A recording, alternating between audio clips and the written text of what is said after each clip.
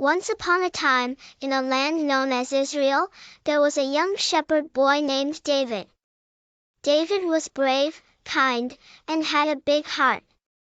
He took care of his father's sheep and loved to play music on his harp. Life was peaceful for David, but that was about to change. Nearby, there was a valley where the Philistines, who were enemies of Israel, set up camp. Among the Philistines was a giant named Goliath. Goliath was very tall and strong, and he wore shiny armor. Every day, Goliath would come to the valley and shout, "Who will fight me?" But no one in the Israelite army was brave enough to challenge this giant.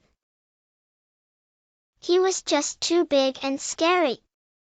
One day, David's father sent him to the battlefield to bring food to his older brothers who were soldiers.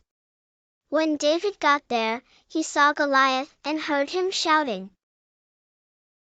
David asked, "Why is no one fighting this giant?" David's brothers told him, "He's too big and strong. No one can defeat him." But David had faith in his heart. He believed that with courage and belief, anything was possible. David said, "I will fight Goliath." The Israelite king, Saul, heard about David's brave offer and tried to give him armor. But it was too heavy for David. So he decided to go without it. David picked up 5 smooth stones from a nearby stream and put them in his small pouch. With his sling in his hand, David approached Goliath. When Goliath saw David, he laughed and said, "You come at me with sticks?" But David was not afraid. He said, "I come in the name of the Lord." David took one of his stones, placed it in the sling, and with all his might, he swung it around and around. When he let go, the stone flew through the air and hit Goliath on his forehead. Goliath wobbled and then fell to the ground.